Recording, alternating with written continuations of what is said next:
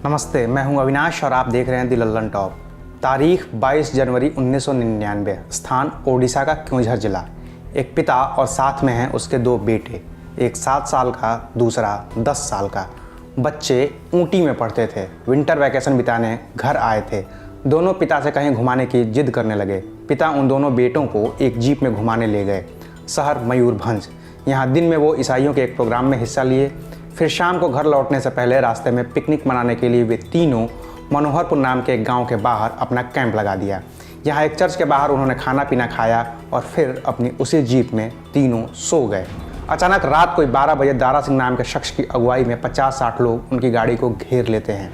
घेराबंदी करने वाले लोग हाथ में कुल्हाड़ी और फरसे लिए हैं। इससे पहले कि कार में सो रहे पिता और उसके दोनों बेटे कोई समझ पाते, लोग उन पर हमला कर देते हैं। गाड़ी में तोड़फोड़ शुरू कर देते हैं। अचानक हुए इस हमले से पिता और उसके दोनों बेटे बुरी तरह से दहशत में आ जाते हैं।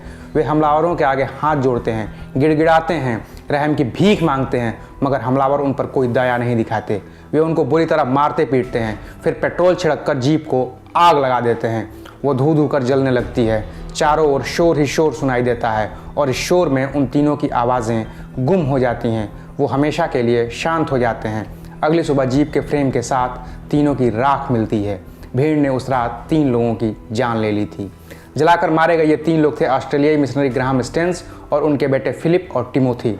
फिलिप 10 साल का था और टिमोथी 7 साल का। ओडिशा का नाम उन दिनों उड़ीसा हुआ करता था। सूबे के आदिवासी बहुल और पिछड़े जिले क्योंझर, मयूरभंज और बारीपदा में ग्राहम स्टेन्स कुष्ठ रोगियों की सेवा सालों से कर रहे थे।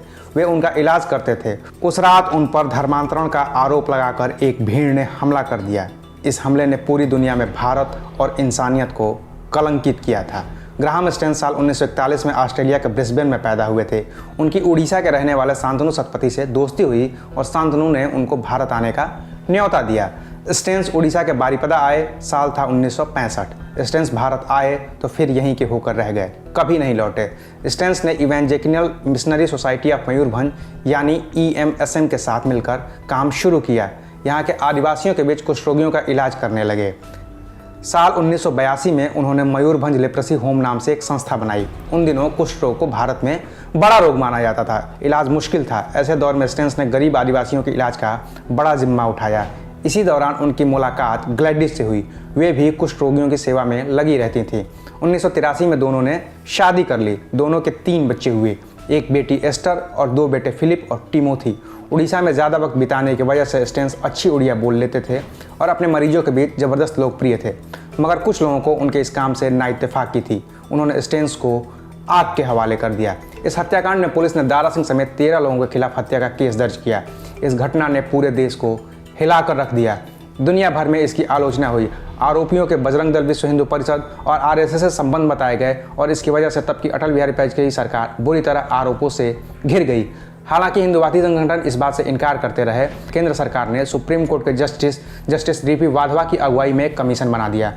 जून 1999 में इस कमीशन ने अपनी रिपोर्ट सौंपी और कहा कि इस हत्याकांड का हिंदुवादी दलों से कोई लेना देना नहीं है। जस्टिस वाधवा कमीशन ने अपनी रिपोर्ट में लिखा कि दारा सिंह का बजरंग दल, भारतीय जनता पार्टी या फिर किसी भी संगठन से जुड़ाव के कोई सबूत नहीं मिले हैं। हालांकि कमीशन ने यह कहा कि दारा सिंह पहले भी गोरक्षक दल से जुड़ा रहा है और पहले भी गायों की खरीद बिक्री में शामिल मुस्लिमों पर हमला करता रहा है। और वाधवा कमीशन की यह पूरी रिपोर्ट फ्रंटलाइन मैगजीन में छपी हुई है।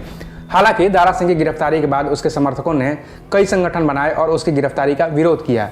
ऐसे संगठनों में दारा सिंह परिजन सुरक्षा समिति, धर्मरक्षक श्री दारा सिंह बचाओ समिति, धर्मरक्षक दारा सिंह सहायता समिति और दारा सेना नाम के कई संगठन सामने आए, लेकिन इनका कोई फायदा नहीं हुआ। उस वक्त के प्रधानमंत्री अटल बिहारी वाजपेयी ने स्टेन्स और उनके बेटों की हत्या की कड़ी आलोचना की। जांच के लिए 3 कैबिनेट मंत्रियों की कमेटी मौके पर भेजी। इसके अलावा पुलिस और मजिस्ट्रियल जांच भी की गई। निचली अदालत ने दारा सिंह को फांसी और एक अन्य शख्स महेंद्र हेम्ब्रोम को आजीवन कारावास की सजा सुनाई। हालांकि सुप्रीम कोर्ट ने जब मामले पर आखिरी फैसला दिया तब दारा सिंह की सजा को उम्र कैद में बदल दिया गया।